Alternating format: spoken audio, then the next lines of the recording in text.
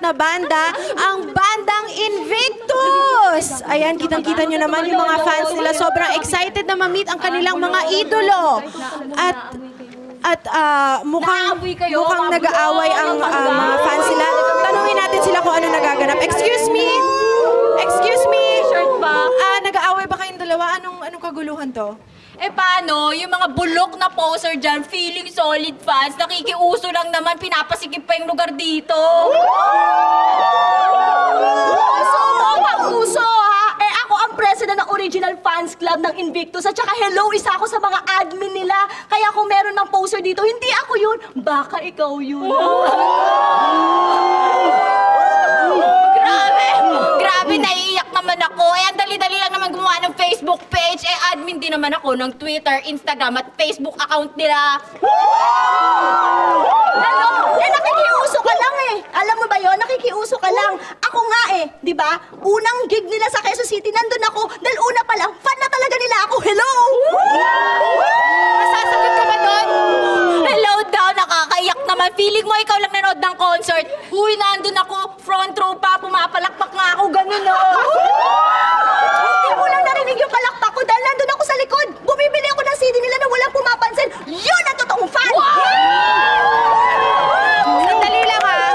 Sandali lang ha. Hindi naman pwedeng kayong dalawa talaga yung fans. Di ba? Totoong fans kayong dalawa. Oh, edi ikaw na, kasali ka ba sa usapan? Gusto mo sali? Gusto ka nga dyan? Oh, ikaw, anong unang binili mo? Anong unang binili mo? CD? Yes. Oh, bulok?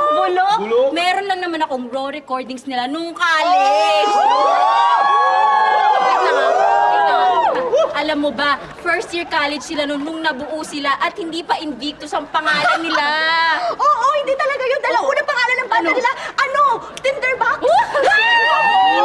Kung talaga magkano ka lang ng mga trivia, pwede ba yung mahirap naman tulad ng mga unang kantang ni-record nila? Alam mo? Teka guys, ang hirap.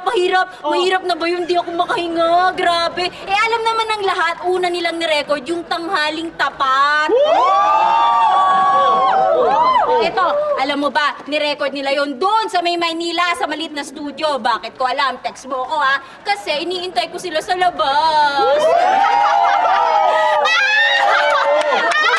Mahirap fan ka pala eh. Alam mo kung bakit? Andun ako sa loob ng studio. Nakikinig ako ng record nila. Nakatago lang ako. Ano mapapanat mo doon? So ano, nagpapanggap ako. Anong tingin mo dito? Oh, ano yan? Invento? Yes. Oh, ano yan? May tattoo ka pala. Eh eto, anong tawag mo? Lahat ng pangalan nila pinatattoo ko. Medyo nagugulo na nga sa sobrang katagalan eh, ha? Nakaiyak, parang di lang naligo. Okay, sandali. So, silang dalawa ay solid supporters ng Invictus. So, sa inyong dalawa, meron akong tanong ha.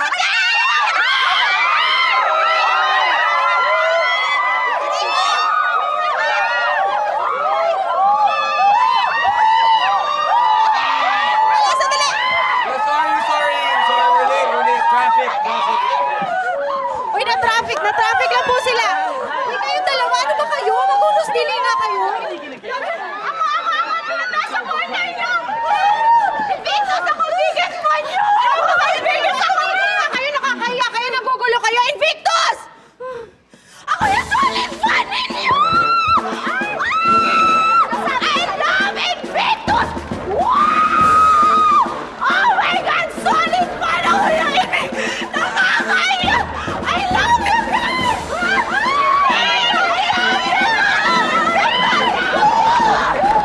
Invictus forever! Rock and roll! Grabe! Exciting talaga yung mga eksena. At dahil hindi kayo bumibitiw, may surprise kami sa inyo. Punta lang kayo sa aming website